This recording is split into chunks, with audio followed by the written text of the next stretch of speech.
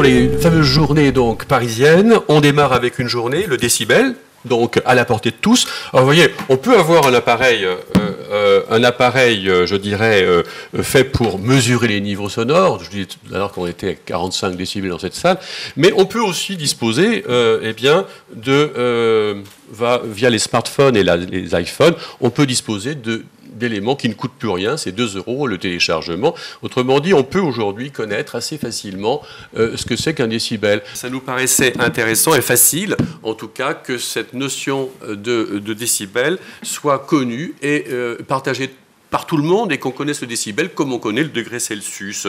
Nous avons une journée qui va se faire au CNAM, donc cette année, et qui va tourner, qui va nous permettre effectivement de faire le tour de tout ce qui touche autour du décibel, de manière à savoir véritablement comment les choses se sentent et s'entendent. Par exemple, si je vous dis qu'un chuchotement est à 40 décibels, là je vais chuchoter à 40 décibels, ben non, vous ne pouvez pas m'entendre parce que je suis à 40 décibels. Mais à 1 mètre de distance, 40 décibels, c'est une signification. Et puis peut-être savoir qu'une voix à peine timbrée à 1 mètre, est entendue à 50 décibels. Je parle à peine timbrée à 50 décibels. Et maintenant, peut-être qu'une voix amoureuse, on ne fait pas la guerre à 60 décibels. Eh bien, 100 décibels, on va pouvoir se dire des choses d'une manière tranquille. Là, je suis à 60 décibels à peu près, donc 60 décibels pour vous parler tranquillement. Et c'est vrai qu'une fois qu'on a connu ça, eh bien après, on sait comment se caler. Et que 70 décibels, c'est une voix un peu portée, c'est vrai. Là, je parle à 70 décibels, en dehors du micro, vous m'entendez mieux, certainement. Et 80 décibels, alors là, c'est une voix un peu chargée. J'avais un professeur qui avait des problèmes d'acuité auditive et qui parlait à 80 décibels tout le temps, et il se faisait bien entendre. Mais quoi qu'il en soit, c'était aussi fatigant en fin de journée, pour tout le monde. Et puis savoir que deux personnes qui parlent en même temps, ça fait ça fait pas 2 fois plus fort, ça fait 3 décibels de plus. Vous voyez, c'est facile de savoir ça. Et que pour faire 10 fois, pour faire 2 fois plus fort, eh bien, il faudrait mettre 10 personnes à côté de moi qui parlent en même moment et qui disent le même discours. Et ensuite, il en faudrait 100 et puis 1000. Hein. Donc, en fait, l'addition des niveaux est quelque chose d'intéressant à connaître. On peut le dire en toute simplicité. Et je crois que le fait de savoir tout cela nous aiderait bien. Et je sais que le laboratoire de police est friand. Hélène Thiautiernal qui est présente ici. Est-ce qu'elle est là, Hélène? Voilà. Vous pouvez dire 2 mots justement sur la manière avec laquelle les gens perçoivent justement cette notion de dB quand vous arrivez chez les particuliers? Oui, alors la notion de décibel, c'est une notion totalement abstraite pour les personnes qui la subissent. Ils ont conscience d'une nuisance, puisque c'est sur ça que nous intervenons. Et puis ils ne savent pas ce que c'est. Enfin, ils savent juste qu'ils sont gênés, mais ils ne peuvent pas donner une échelle graduelle au niveau sonore et qu'ils considèrent comme une nuisance. Voilà. Donc c'est ce que nous, on établira et on fera donc le 17 janvier prochain. On parlera un petit peu de notre mission de terrain. Voilà. C'est un peu vous qui nous aviez donné un peu cette idée, hein, Hélène. Donc c'est pour ça que c'est important que vous en disiez 2 mots. Le mercredi 18, nous sommes donc sur ces conséquences économiques et sociétales de la malentendance au Palais de la Découverte, qui nous accueille depuis pas mal d'années maintenant. Et on va effectivement, durant cette journée, avec Alice Desbris-Lambert, réaliser en fait une journée. Peut-être que Jean-Louis, tu pourrais venir rapidement en dire 2 mots. Une journée donc qui sera dédiée le matin sur tout ce qui touche en fait aux conséquences économiques, sociétales, mais pour l'individu, et ensuite l'après-midi, les conséquences économiques et sociétales pour la société, je dirais même. 2 mots. Oui, juste 2 mots très rapidement. Donc effectivement, on a essayé de faire un sujet un petit peu complet sur ce sujet-là, parce qu'en fait, avant de parler des conséquences, il fallait avoir un petit peu de définition.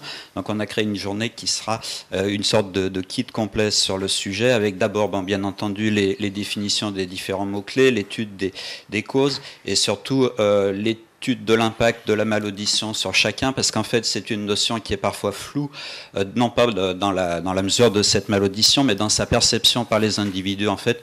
Là, on s'est rendu compte en discutant avant de préparer cette journée que cette notion était un petit peu différentes selon les individus, c'est-à-dire qu'avec le même degré de malentendance, on pouvait avoir une gêne qui était complètement différente. On va étudier un petit peu les causes de cette malaudition, et ensuite l'impact de la malaudition sur l'individu, alors à travers sa vie quotidienne, c'est-à-dire d'abord l'éducation, bien entendu, puisqu'on aura quelqu'un de l'éducation nationale qui viendra nous en parler. On aura aussi l'impact sur ses loisirs, bien entendu, sur son milieu au travail, avec les différents systèmes adaptés. Et ensuite, on va enfin pouvoir arriver sur l'impact, alors avec la présentation des différents chiffres clés, c'est-à-dire le rapport parlementaire et l'étude du plan gouvernemental, puisqu'on sera à mi-course et que ça va être très intéressant sur un plan 2010-2012 d'étudier ce qui se passe en janvier.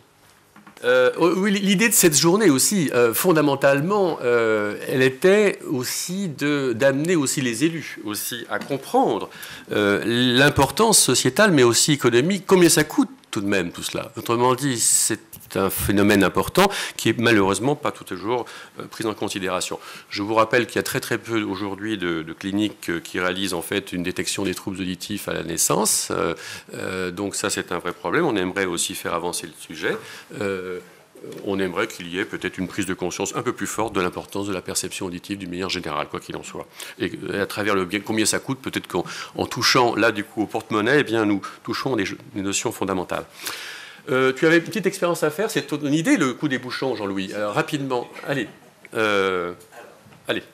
Donc déjà, pardon, je vais reprendre le micro. Rapide. Alors d'abord, les bouchons, bon, il y a une façon de les mettre pour qu'ils soient bien efficaces. Donc il faut les rouler et bien les écraser, et ensuite les mettre dans le conduit auditif. Donc si vous voulez bien essayer de les rouler, les écraser le plus possible en fait, et attendre qu'ils se regonflent dans le conduit auditif en les insérant bien. Ça, c'est pour qu'ils soient bien efficaces.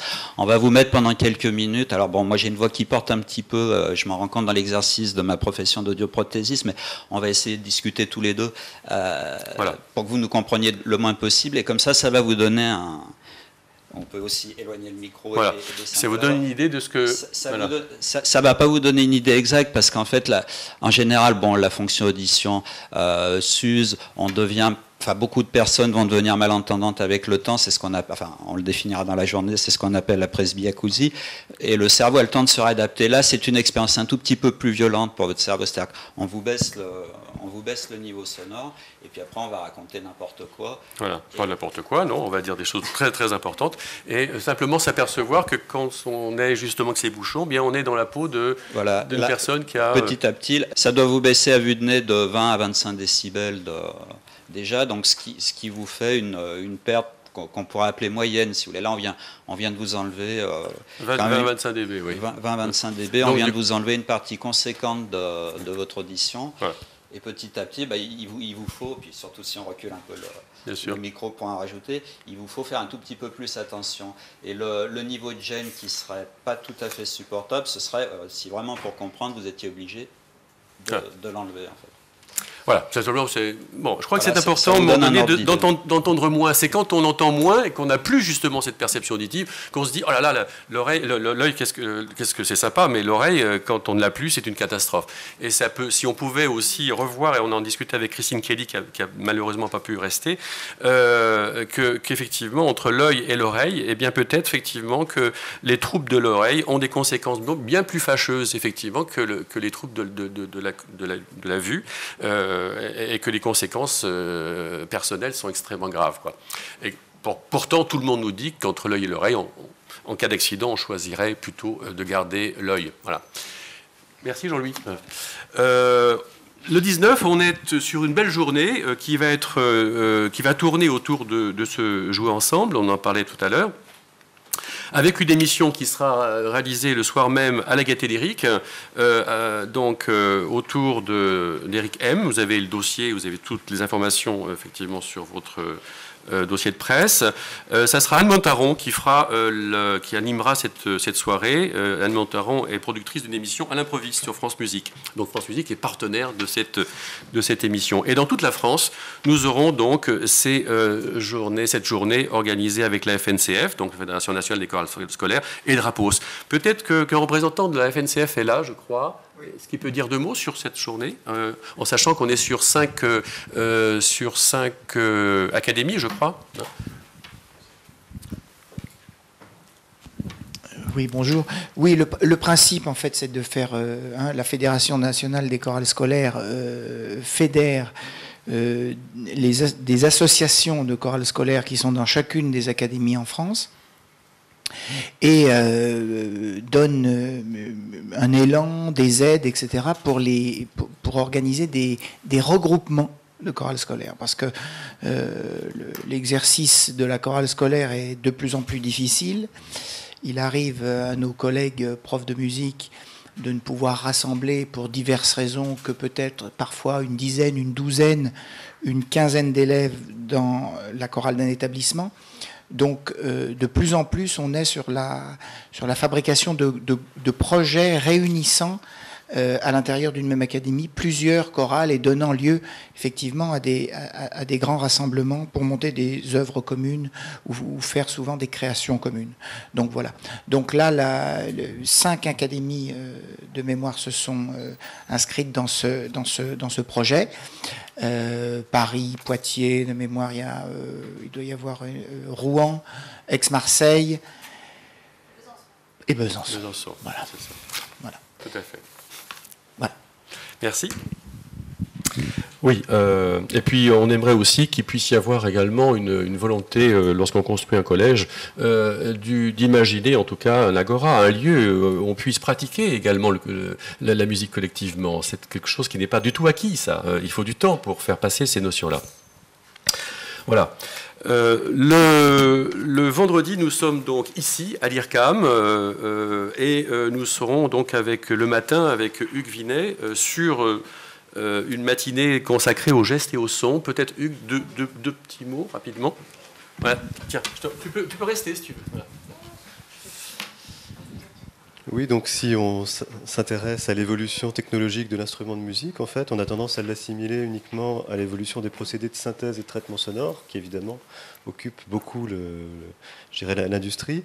Mais ça n'est pas seulement ça, c'est aussi un geste et la manière dont ce geste va être relié au contrôle du son.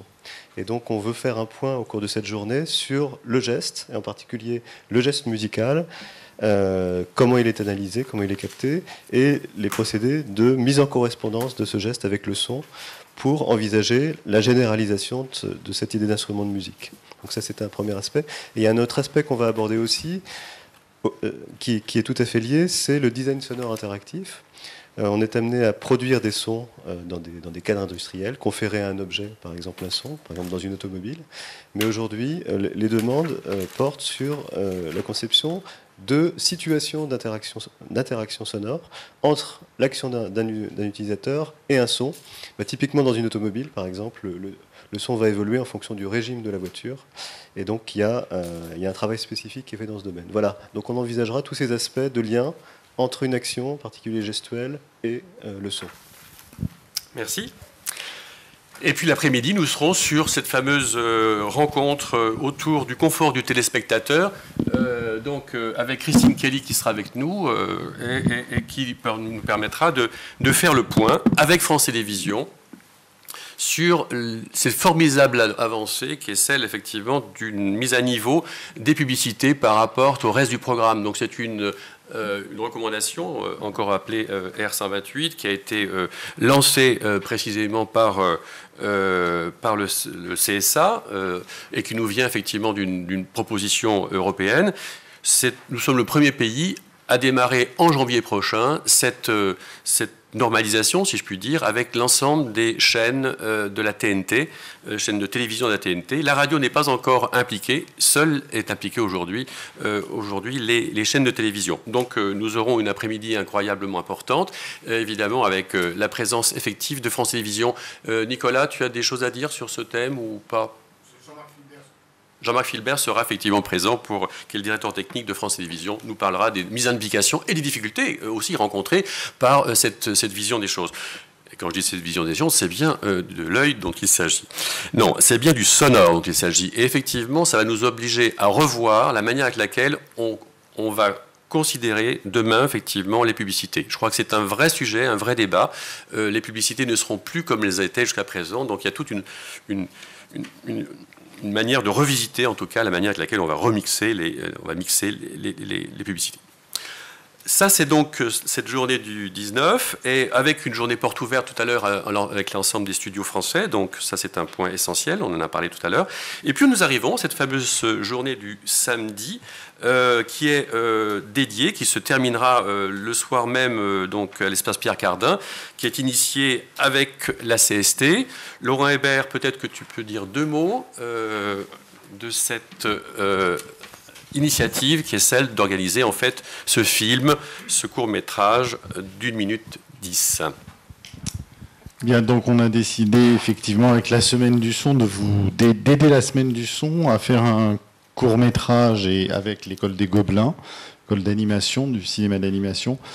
Donc d'initier un petit court-métrage qui, pour tous les spectateurs de cinéma, explique pourquoi le son dans une salle de cinéma, il est comme pratiquement jamais ils ne peuvent l'écouter, même chez eux quand il y a du 5 points, c'est pas tout à fait pareil, et de leur dévoiler de manière très très ludique, de leur dévoiler un petit peu le processus et le système sonore d'une salle de cinéma et pourquoi ils ont des effets sonores qu'ils ne retrouvent pas ailleurs. Voilà, on a travaillé avec beaucoup de professionnels du son en cinéma, et bien sûr avec Christian et la semaine du son. Voilà. Alors ce film est réalisé au Gobelin, donc il faut absolument, nous avons la chance d'avoir la directrice adjointe des Gobelins présente dans cette salle. Marie-France. Bonjour, donc nous c'est une formidable aventure parce qu'on est spécialisé dans l'image et de travailler justement le parallèle du son, parce qu'en animation c'est extrêmement important de travailler d'abord l'image, ensuite de se caler sur le son pour créer toute la vie d'acteur des personnages d'animation. Et nous avons créé une filière son il y a 2 ans, et on est très attaché aujourd'hui à Gobelin sur le décor sonore pour faire vivre l'image. Voilà. Et donc on a des élèves animateurs 3D et des concepteurs de films d'animation qui ont travaillé en collaboration avec des designers sonores et des créatifs du son, de la semaine du son et du CST. C'est une très très belle aventure, je dois dire, qu'on est en train de mener là, une belle relation entre ces élèves et puis élèves et anciens élèves, et puis et la semaine du son. Et puis nous aurons la chance d'avoir Pierre Bouteiller aussi qui va nous faire l'animation de la fin de journée. Aïda, qui dirige tout à fait, oui, j'avais oublié cela. Hop. Oui, bonjour. Donc je travaille au Gobelin et je m'occupe de la direction artistique et surveiller la production à Gobelin pour ces films qui vous verrez ces samedis-là. Donc l'expérience pour les anciens élèves d'animation est très intéressante parce qu'il s'agit pour une fois de penser les sons et imaginer justement trouver l'image pour ces sons de manière ludique. Donc c'est une histoire tout public, si on peut dire, où il y a 3 personnages et il y en a un qui va réveiller l'autre en les faisant occulter. Mais bon, vous verrez à la fin, ils finissent par jouer. Au début, c'est une petite agression de l'un par rapport à l'autre, mais ils finissent par jouer ensemble, donc ça finit bien. Merci. Oui, ça va être une animation très intéressante, en fait, à tous les niveaux, visuels et sonores. Pierre, 2 mots sur notre petite table ronde en fin de journée qu'on organisera avec Colline Serrault pour rendre compte justement du son dans les salles de cinéma, de la qualité sonore. Pierre Bouteiller. Oui, je apprends qu'il y a donc Colline Serrault. J'espère qu'il y en aura d'autres parce que ça m'évitera de parler et de vous infliger mes propos de pro de la radio. Je suis arrêté quand vous en avez marre parce que je suis intarissable sur le son. Si je fais une petite carrière à la radio, c'est parce que je connais un peu le son et je crois qu'effectivement, dommage que Jacques Attali soit parti, mais effectivement, quand on veut être entendu, il faut parler doucement. Et quand on ne veut pas être entendu, bien, il faut parler fort. Et les gens qui crient ne sont pas entendus. Mais les gens qui parlent doucement, on tend l'oreille. Et voilà. Entre autres, ce que je dirais, et puis aussi également entre les excès, les excès sonores du cinéma ou des salles de projection privées, et puis les excès dans l'autre sens, du son où il faut tendre l'oreille, ce que j'ai connu comme directeur de France Musique. Et entre ces deux excès, je crois qu'il y a place pour un honnête homme, une honnête oreille en tout cas. Et tu avais animé avec passion l'an dernier donc la diffusion d'opéra en salle de cinéma, c'était un grand moment et on s'en souvient encore. Et donc cette année, on conduira sur cette même enthousiasme.